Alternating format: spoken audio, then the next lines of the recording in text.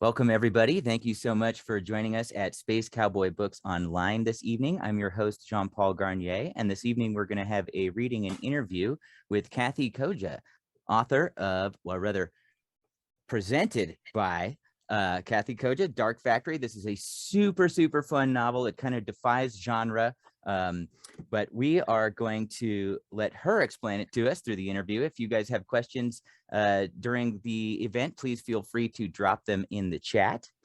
Kathe Koja writes novels and short fiction and creates and produces immersive performances that cross and combine genres. Her work has won awards, which is a major understatement, many awards, and has been optioned for film and performance. I am going to be dropping links in the chat to both the wonderful website for this book, as well as where you can purchase the book from Space Cowboy. And without further delay, I'm going to hand it over to Kathe to read us an excerpt from Dark Factory. Well, thank you for having me. I'm very excited to be here tonight, and I have my little sign. The club sign is lit, so, and I have my co-pilot with me. So the Dark Factory paper doll dancer, and we're just going to jump right into the deep end here. The story follows, the narrative follows Ari, who is the king of the club, and Max, who is very definitely not into augmented reality. And Max has its own very stern definitions of reality. And the reason for that is Max has suspicions that reality might be more malleable than he would like it to be. So Ari has hired Max to kind of come and be a professional scold in the club and find everything that's wrong. And so they're having a night together at the club,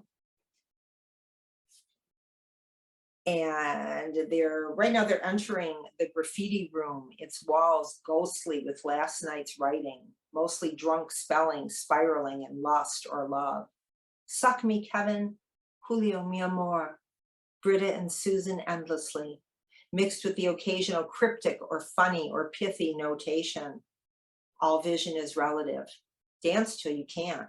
Reality is a verb. Anyone logged in can read them. Anyone present or with a streaming pass can add their own.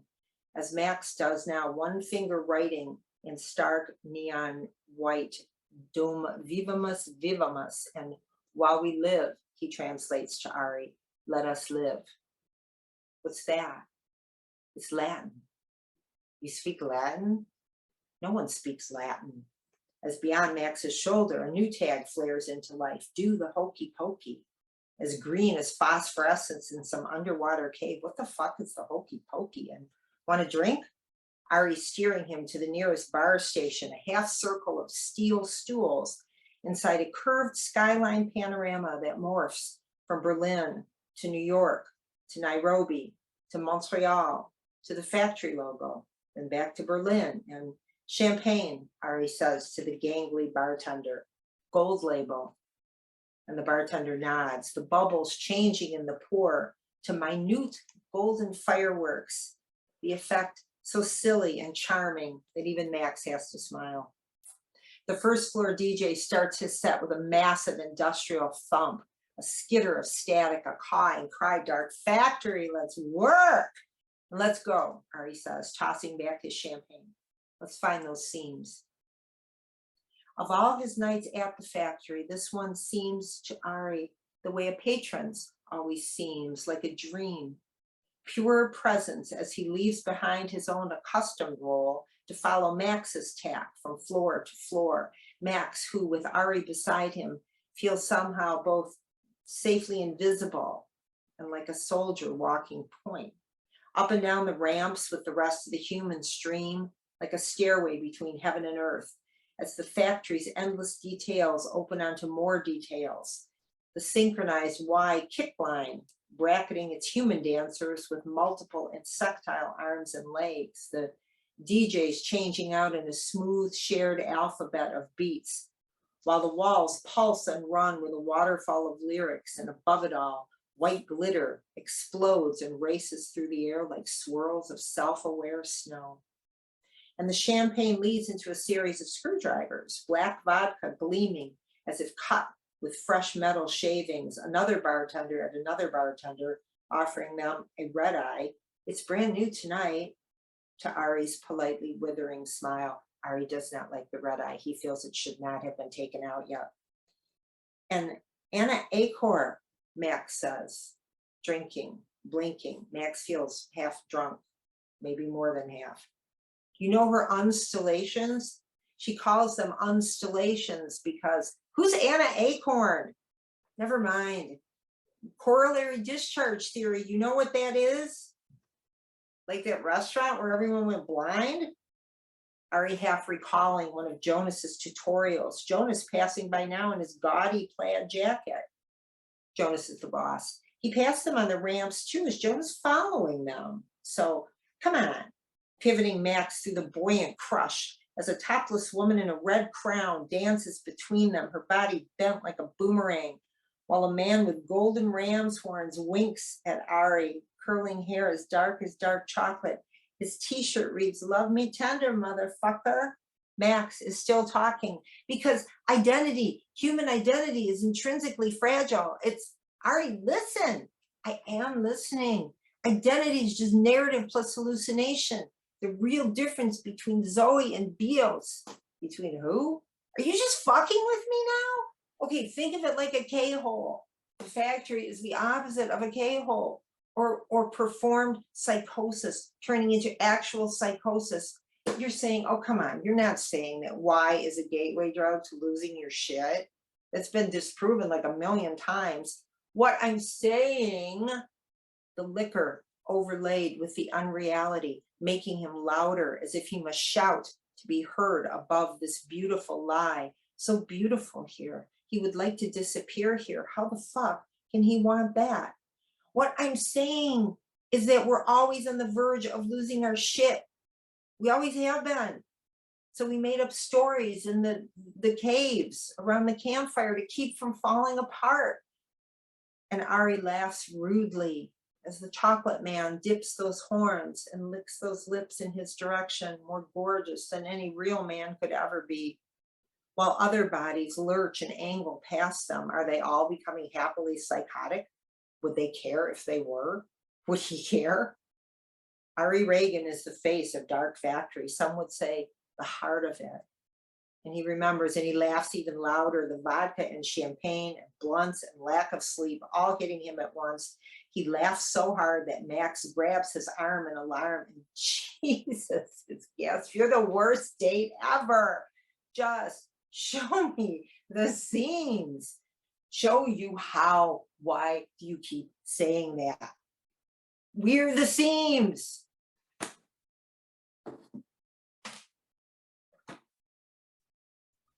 Thank So you that's so much. Ari and Max. Thank you so much for sharing that excerpt with us. Ari and Max's relationship is complicated and fun and super interesting in this book. I don't want to give spoilers for our audience here that hasn't read it yet, but the place where they're at in that scene, Dark Factory, is a very unique club, a full immersive experience. And this is the sort of thing you've done in real life. Can you tell us about your immersive performance productions and how they informed the writing of Dark Factory? Absolutely. I had written a book called Under the Poppy, which is takes place in a Victorian brothel with puppets. There was a puppeteer there. And I knew that I wanted to make a book trailer for it because this was back in the days when we all made book trailers. And I knew that I wanted it to be something different and not to reflect the feel and the gaiety and the darkness of the book and the strangeness of it. And so I consulted with some artists and we made this super fun shadow puppet book trailer. And I thought, oh, I love doing this. I'm gonna do this some more. And so I just started doing it more. And I made performances based on that novel. And one of them took place in an actual Victorian mansion in Detroit where I live. And people were free to roam all 3 floors of the house. And there were things going on all different floors. And you could follow one character. You could just sit on the main floor. You could do whatever you wanted. And that that was like the secret writer experience that you always want to have. You want to watch people reading your book, right? And you can't, because number one, you can't. Number two, that would be creepy.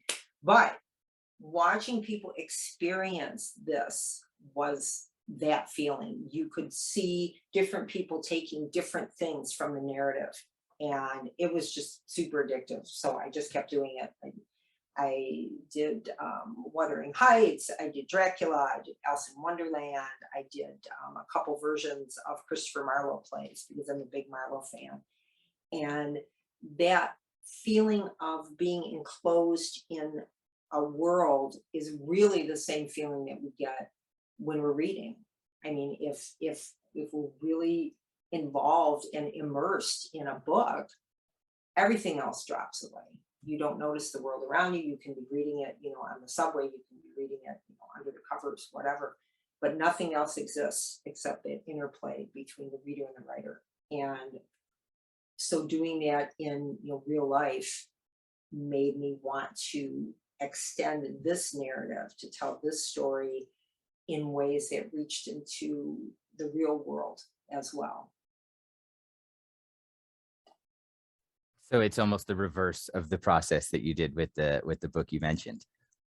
Right. It's bringing that same experience, because the site darkfactory.club is not just a marketing site or an information site or a merch site.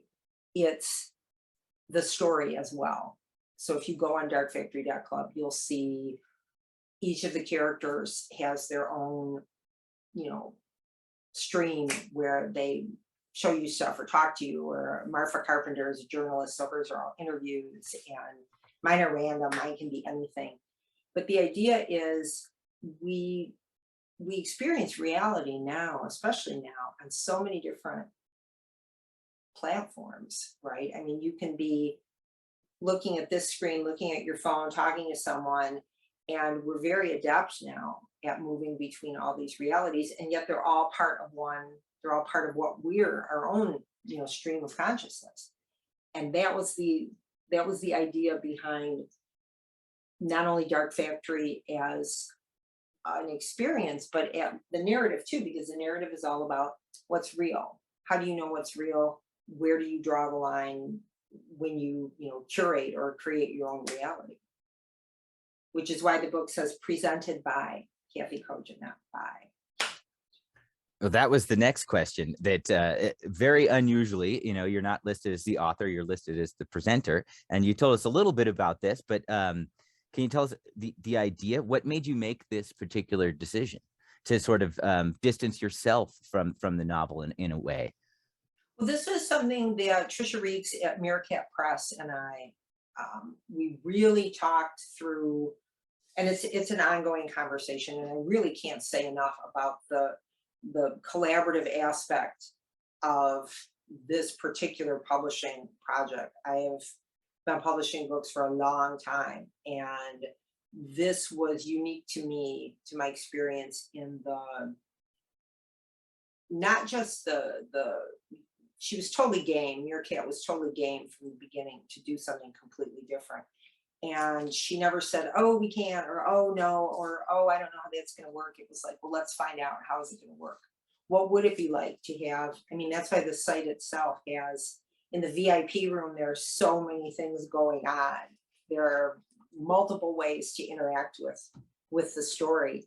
And presented by felt like the way to indicate that this is not, I'm presenting this idea to you, but I'm also hoping and inviting you to be part of it, to add things to the playlist, to let yourself be interviewed by Marfa, to make fan art. It's like, this is something that won't be complete unless you're involved, and which is the way that I used to do my shows as well. You can make an immersive environment, but until you get people in there, you have no idea what's going to work. So we would always have a beta night before, where we would invite, guests to come in and see how does it work with people. And then we would have 24 hours after that to find out. It's like, okay, we did it on Thursday, we open on Saturday. What doesn't work? What can we fix? Because until you really get live people, the same way, until a book or narrative has a reader, it's static. You have to have that exchange of energy, or it just doesn't work at all. So that was the point. That is the point behind all of Dark Factory. And I dropped a link to that website in the chat if anyone wants to check it out. Highly recommend that you do. The language in this book, to me, had a kind of cyberpunk feel. It reminded me a little bit of one of my favorite writers, Pat Cadigan. How do you think that the digital world has altered our use of language and storytelling, and how do you embrace these changes? One word: emoji. Look how fluent we have all become, right, in using symbols as language. And that's just one tiny example. But I think our language has become more universal in that sense and more visual.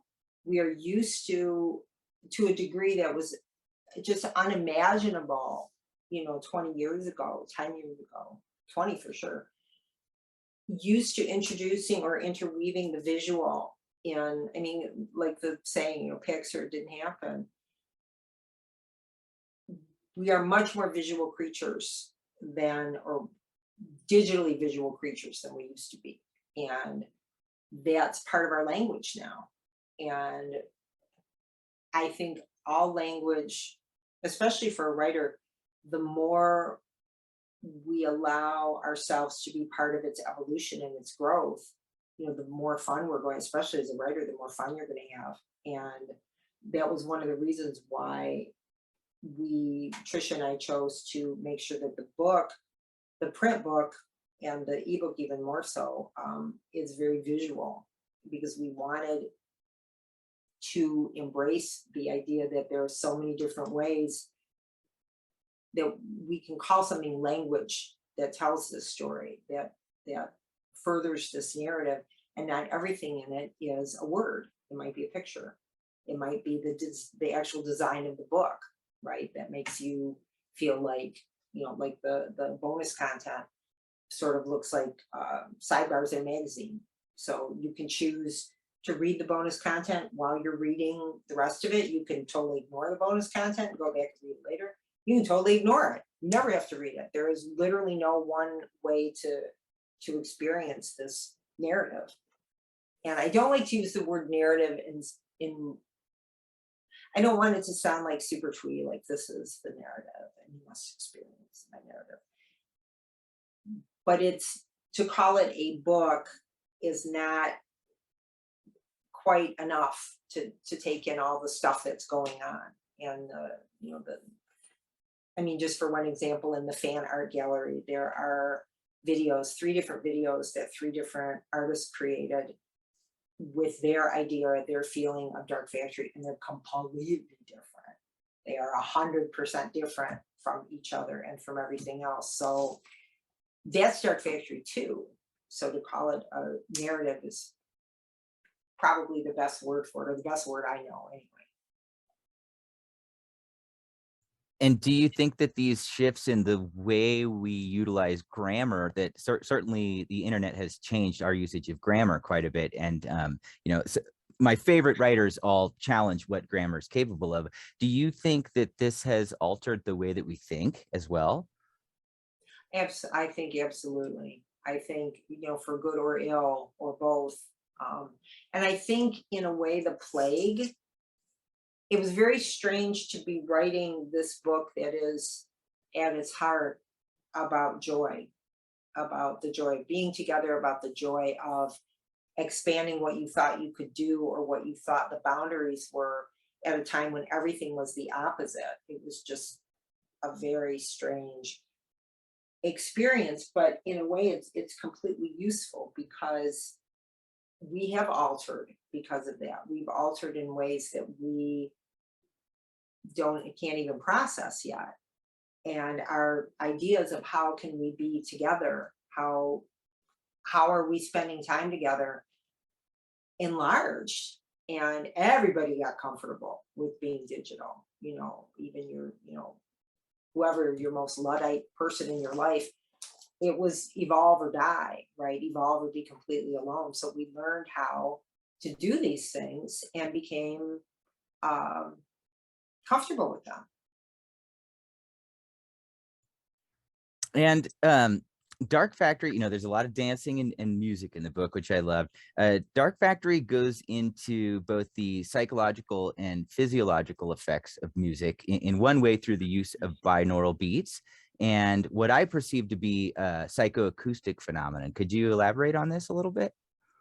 The hum. Felix hears the hum. Felix is a DJ in the book, the main DJ in the book. And after there's kind of a rooftop rave that opens a lot of people's doors of perception. And for Felix, it's orally, it's audible. He starts hearing this hum, the sound, and begins to understand or begins to experience it in all different situations. And it's in music, it's in nature, it's in his body, it's in Ari's body. It's so as he's opening up to the idea of, well, if this hum is everything, and if it's part of my music, and if it's part of what allows me to make music, then what does that mean?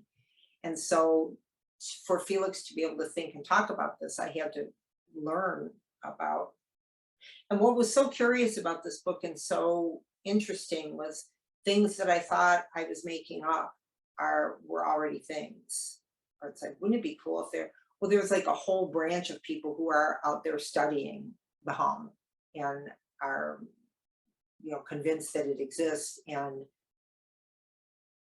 they're following it and they're tracking it and they're documenting it. And that happened over and over. I would have a piece of, technology or whatever, and then I would find out, oh no, that's already a thing. Oh, okay, I have to, okay, how's that going to work? And sound is so physical. If you go into a club, as we were talking about before we started, that excitement of standing outside the door and you hear the boom, boom, boom, boom, boom, muffled through the wall. And when you get in, you can feel it in your sternum, you can feel it in your body. And especially, I'm a big techno fan, so I just love techno music. And to be in a club that has a really good sound system, so it's not like, it's not volume for volume's sake, but when that bass is really happening, and it's happening in a very, very loud but very clean way, it really takes over what you're doing. It takes over how you dance, it takes over how you move, it takes over how you experience the sounds around you. And that, I think that experience is available to us in a lot of different ways. And there are people who are also going out looking for silence and trying to find the places still on the planet where, the ambient noise is low or non-existent, and there's almost nowhere anymore that it's silent. Even underground, right? You can still, these extremely sensitive instruments can still measure. There's noise there. There's still some noise. So listening is an act. Listening is a creative and a generative act, not just only music. So I got the sense when reading the book that the writing style you employed in a way is an emulation of music, similar to what Samuel Delany did in Einstein Intersection. And if I'm correct in this assumption, how did you go about this? How do you wield language in that way? Well, this is my writing voice has always been pretty stream of consciousness, but this particular book needed to go very fast. And a friend described the reading of it as saying, he said it was like I was falling down this wonderful hill going, hi tree, hi squirrel, as I just kept, barreling past.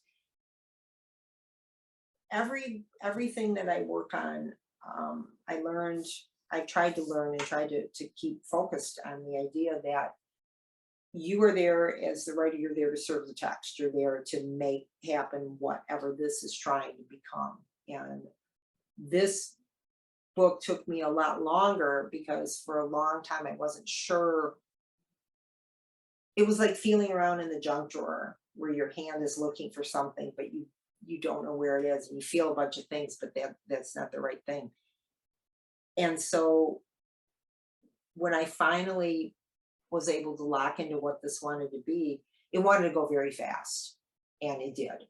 And so I just let it do what it wanted to do. And so it is my own voice, but it is moving much faster, and everything extraneous is gone.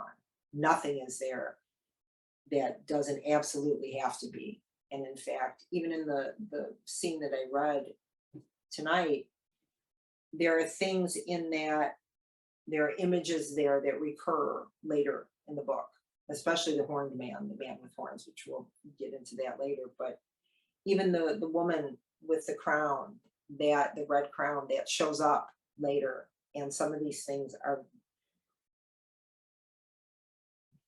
they're there because they need to be there, because that life is a series of repeating motifs, right? If you're the same way, if you get, in a real simple example, if you get a chocolate lab puppy, you will start seeing every chocolate lab puppy on earth, right? Because your receptors are up, you're listening for it. And all these things are present to these characters at all times, just like they're present to us. And it's a question of, where do you put your attention?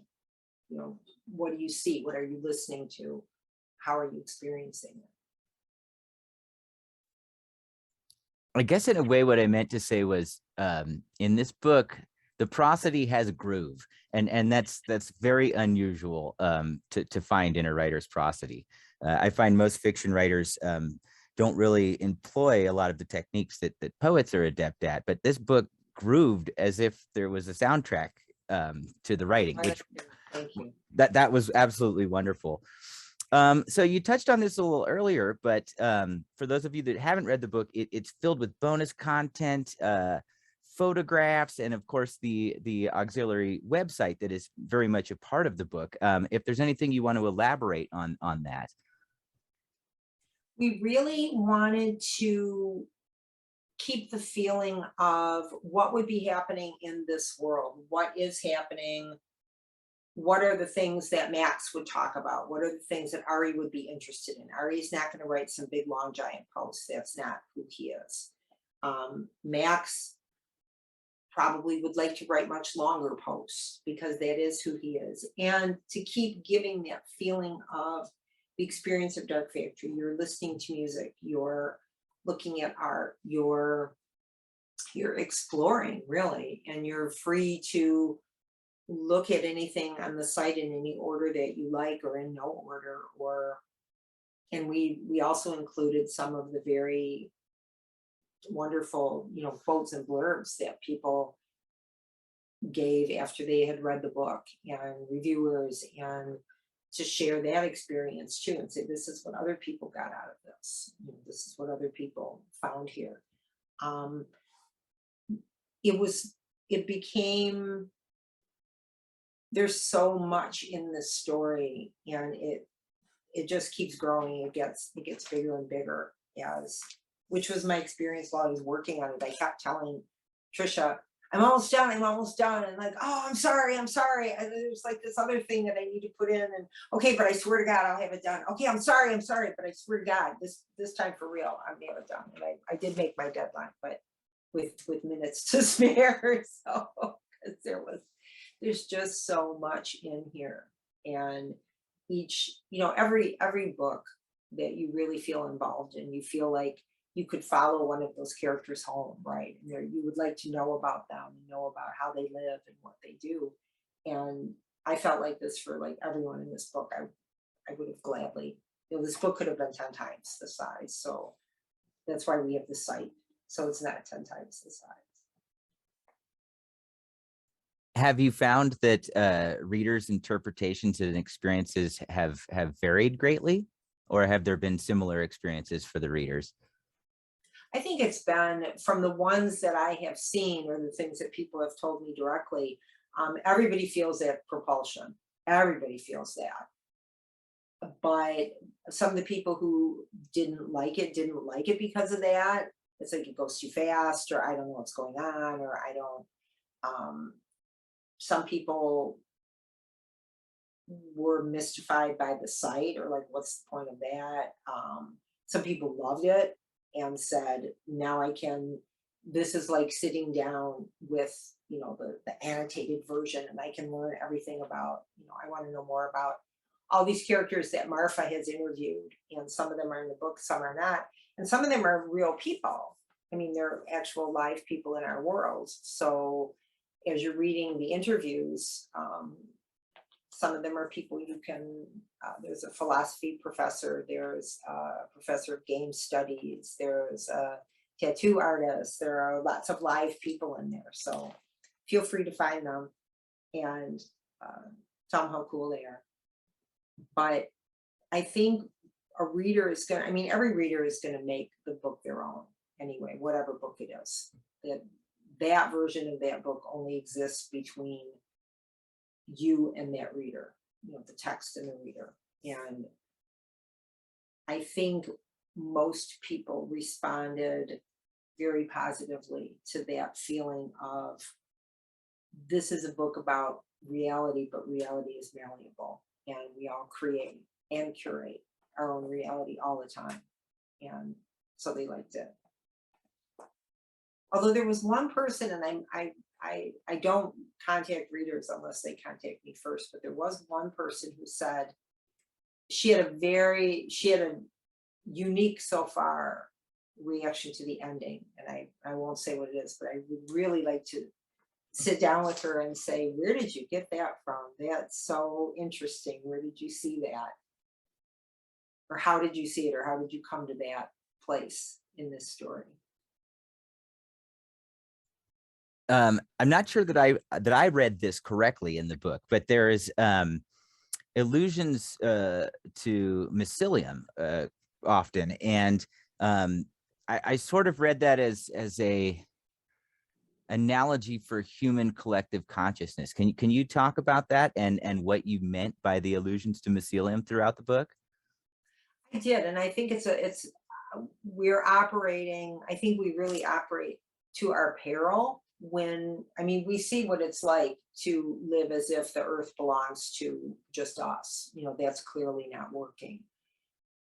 And once you start looking at the ways that things are connected, it takes you back again and again to this idea that here are all these things communicating in the dirt, right? They're all together, they're all communicating, and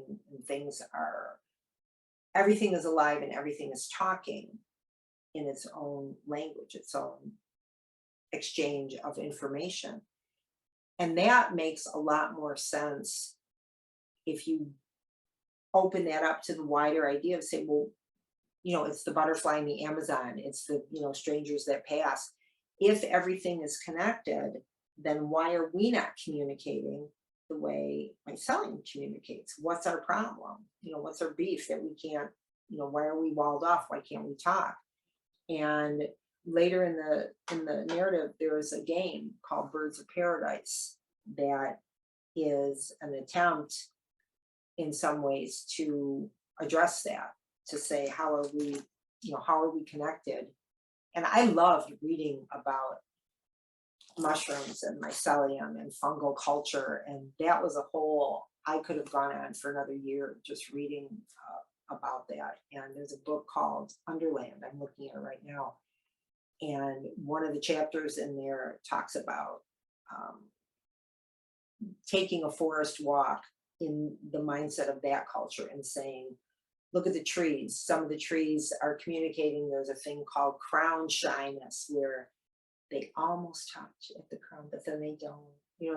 They're these giant trees, but they're this far apart because they're shy.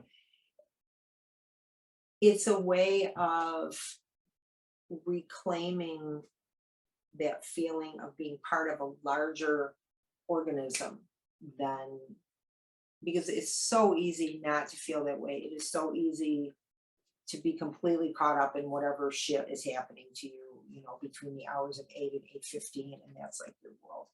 And that's how we are. And part of it is necessary. We have to, attend to our lives. But the more you open up and look at examples in, I hate saying nature because we're nature. I mean, we're nature too. We're meaty little animals running around, doing our thing. And the more you see your relation to that, the less alone you feel and the less solitary, maybe not alone, less solitary, less cut off you feel. And the whole idea of dance culture, so much of dance culture, and we're seeing this again now that the plague is in a different format now, and people are able to get together more. And I'm in Detroit, so Movement, the big festival, just happened a week or so ago, and people were crying happy to get together again and to mesh and to remove that solitary feeling and be mycelium again and share energy, if that makes sense, if any of that makes sense. It absolutely does. And that network beneath forest has been called, nature's internet before. So it completely makes sense that there could be some physical and psychic link between human beings that expresses that same concept. If anyone in the audience has questions, please do feel free to drop them in the chat. But of course, I'm prepared with more. Also, in Dark Factory, there's the reoccurring symbol of the mask and the horns. I don't know that I fully understood the symbology of it, but I would love it if you could elaborate. And of course, it's right there on the cover as well. 100%. And we just had, we've done launches in a series of cities, and the latest one was last Friday here in Detroit. And we had antlers available for people if they wanted to wear them, and they did want to wear them. And in fact, the DJ wore this fabulous mask that is, you can see it on the site.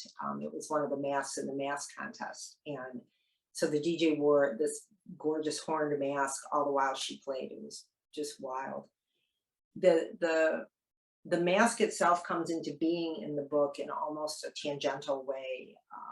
Ari sort of stumbles across it and is gifted with this mask and almost doesn't want to take it. He's like, oh, I didn't, you shouldn't give me a present. I didn't earn it, whatever. And she says, no, it's yours. Take it. And from there, it becomes almost a key to opening different experiences for Ari, for Felix, who begins as who comes into his life in one way and becomes far more important and precious as the story goes on. And then the mask opens up Felix in a different way, and then that in turn opens more experiences for people.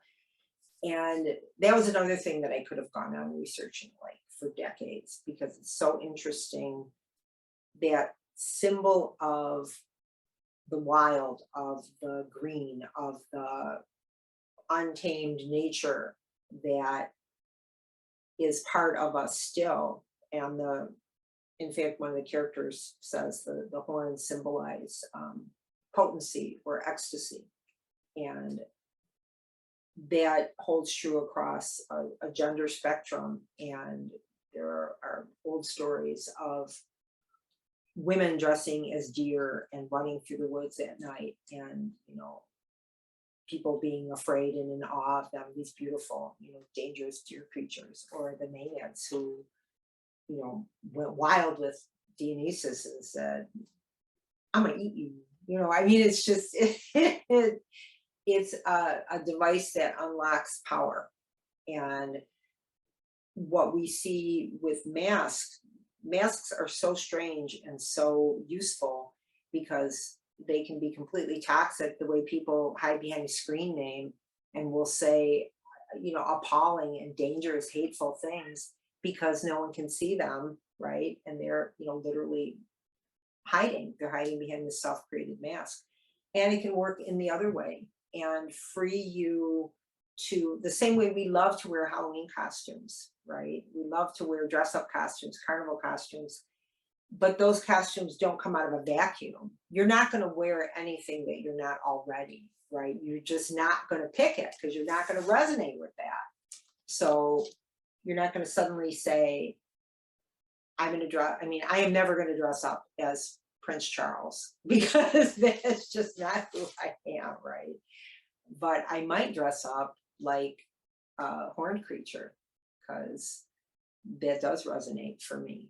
So it's very freeing for us, and it's very comforting because then you are allowing yourself, and I've seen this at my shows too, when you give people even something as simple as a domino mask, they feel protected, and they also feel part of. I had seen, and I love to tell this story because it's just a fantastic illustration of everything that we've talked about. When I went to see Sleep No More, which, if you're familiar with it, it's an immersive experience that combines Hitchcock's Rebecca with Macbeth. And now it's in New York, and it's a big giant thing that you can go to, and there it is. But when I first saw it, the group Punch Drunk from the UK, it was the first time that they had ever come to the States, and it was their first show here. And I went to see it in Brookline, Mass, with a friend, the director. And that was my first experience of a full immersive performance where you were free to run around anywhere and look at anything you wanted.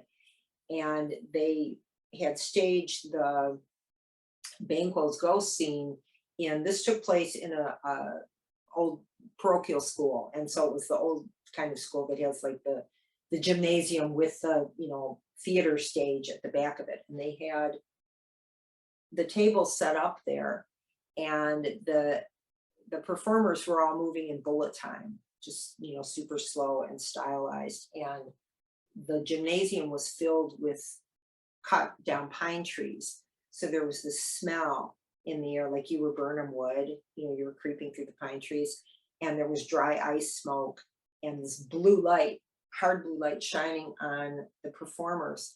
And I turned around to look, and we had all been given these white masks, and you could see these masks in the trees hit with that blue light, and it just made all the hair stand up on the back of my neck. We were all one thing, right? We were all this, and that place was packed, and we were all this, not an audience, but a participatory organism that was working with them, and all our energy was together. And anyone who has ever been to a concert, right, has felt that same thing. When you are at one with who's ever performing, it feels one way. When you are not, when that connection is not being made, or is like, it's totally different. You might as well be on two different planets. So that idea was in there too, the freedom of the mask and the wildness of the horns. And if you put these things together,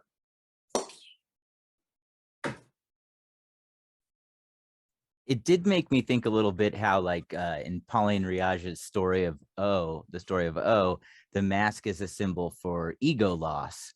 The way psychedelics can instigate ego loss, and it definitely I got a sense of that happening in the book. We got a couple great questions from the audience here. This one's from Karen. You mentioned being influenced by Marlowe earlier, but they are asking if there are any specific examples of Marlowe's work that have influenced you. And then they also say, I love the details you thread into your stories. It brings the world alive to me. How hard do you think about details such as the graffiti and the drinks chosen, etc.? And do you try to make every element work hard for you as far as layering them into the story? yes, absolutely. Nothing is there that doesn't have to be, or that doesn't belong there. And I learned that a long time ago from my hero, Shirley Jackson, who in fact has a 19-paragraph masterclass essay called Notes for a Young Writer. And one of the things she says in there is that very thing. You make all your details work for you. Nothing should be there. And that also adds to the motion, the forward motion of the story. And I can't read things that aren't written that way because I become so impatient with, and then they did this, and then they got up and walked to the car. Well, why do I need to know they're walking? I mean, are you going to show me something on the way? Otherwise, I can figure it out that they got in a car and went somewhere. You don't need, nothing should be there that doesn't have to be there.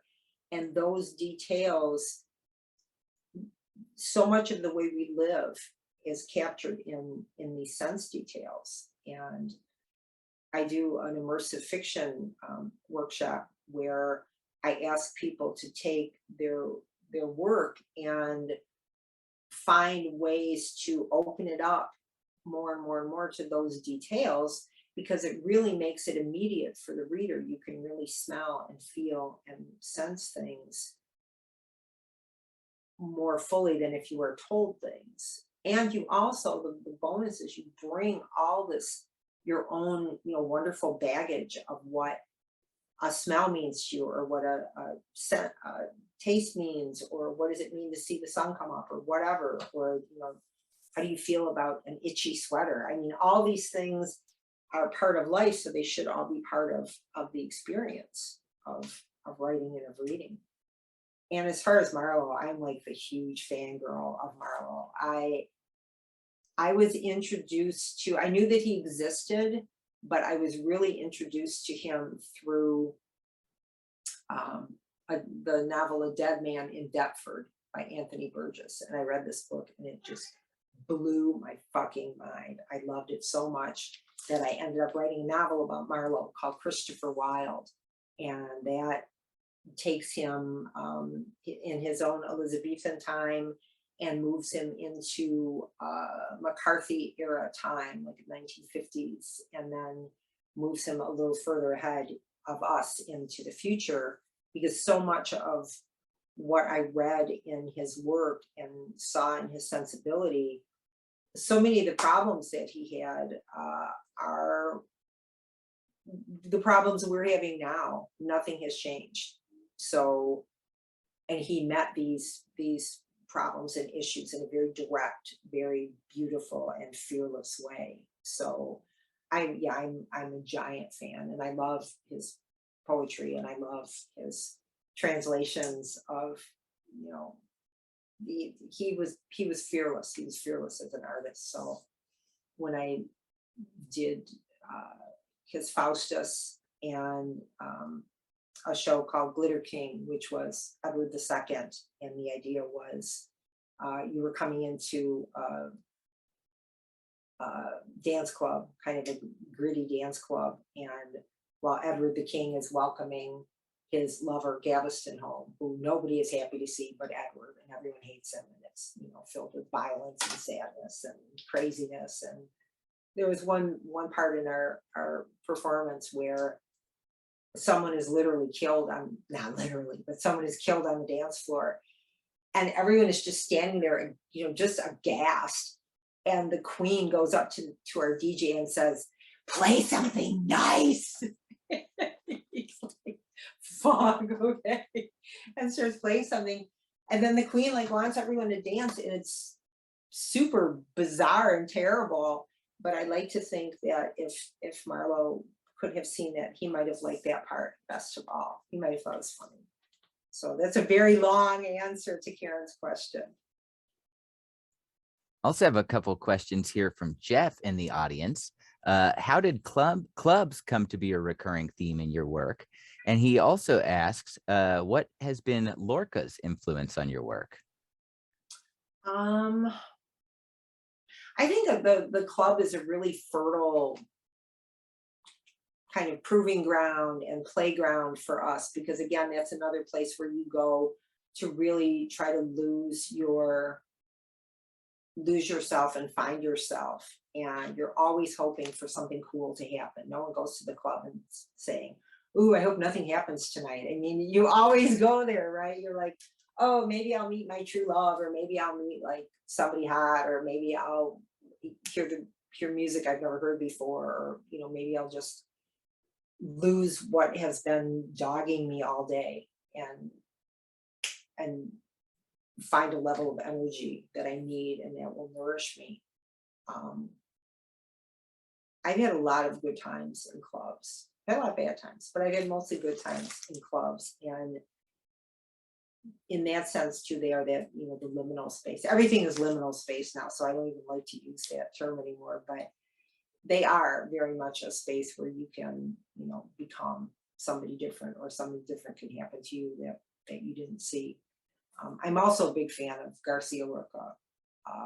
He's a poet that I just love a lot. I love his work. I love his voice. And the circumstances of his life and his death, as another gay man, as Marlowe was a gay man. Times are always going to be tough for gay poets, clearly. So it's encouraging that they're brave and they're strong, because they have to be. They always have to be. It always breaks my heart that Spain considers Lorca a national treasure after murdering him. I know, and, right? and of course, he's not from Spain either, but yeah, ugly history. Shifting gears a little bit here, Dark Factory addresses the concept of curated reality. It addresses this pretty heavily. To what extent do you think that we do this in our lives, and what are the pros and cons of this perceptual limitation in human beings? I'm going to answer this by reading something that Max says at the very end of the book. He's trying to explicate things to Ari. He wants to sort of make his statement to Ari, and he says, "We live in a self-curated reality. Humans can't create reality, but we constantly attempt to curate it by our choices between available circumstances. Outside events can change this curation, or disrupt it, or destroy it, but we keep choosing some things and excluding other things in school, work, friends, etc., including our social identity, beliefs, theories, and ideas, then call the things we choose reality." And I think we see this pretty starkly right now in the whole idea of the big lie and fake news. And I'm going to reject your reality in favor of mine, and that's taking it to this completely toxic extreme, right? To say nothing that I refuse to believe in or give the weight of reality to anything that I don't like or that disagrees with me. And that's an extreme and sick curation of reality. But we all do it to some extent, and we all have to do it to some extent. If you've ever seen an infant, like a really infant, little tiny baby, after a while, that people be like, all the stuff. And after a while, the baby will just glaze over. Like, I am retreating for a while because this is like a lot. Okay. I came from a place that was very different and dark and quiet. And now I'm in this place, and I have got to make some sense of this reality. And some of the way I do that is by like blocking off for a while so I can take it in. So we have to learn at a certain point, how do we deal with everything that's like rushing at us all the time? And especially with our devices and everything else, we're curating at such a rapid rate. This and this and this and this is part of what I'm seeing and thinking and I'm experiencing. And I wanted to speak to that, not only in the narrative itself, but in the whole idea of the site and the whole idea of people contributing. If Dark Factory is an experience of being alive, what is your experience of that? What is mine? What is that person's? What is, how do these realities meet and mesh? And what will we gain if we do mesh, and what will we lose if we don't?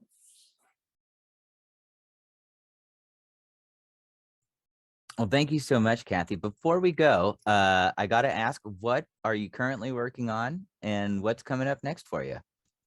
What I am working on now is at the very end of Dark Factory, there's an event called Dark Park, and where realities really mesh and things get beautifully out of hand. And I'm actually working with an artist and maker to see if we can't create a VR version of Dark Park for people to experience and play around with and be part of. So to continue the Dark Factory experience on another platform. So that's what I'm doing right now.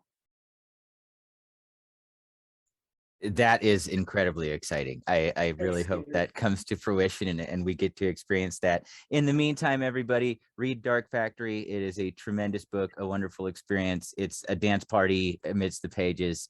Thank you so much to Meerkat Press for connecting Kathe and I. And thank you so much, Kathe, for indulging me in this interview and reading. Thank you to our audience for being here tonight. I hope everybody Thank has you, everybody. Thanks for being here.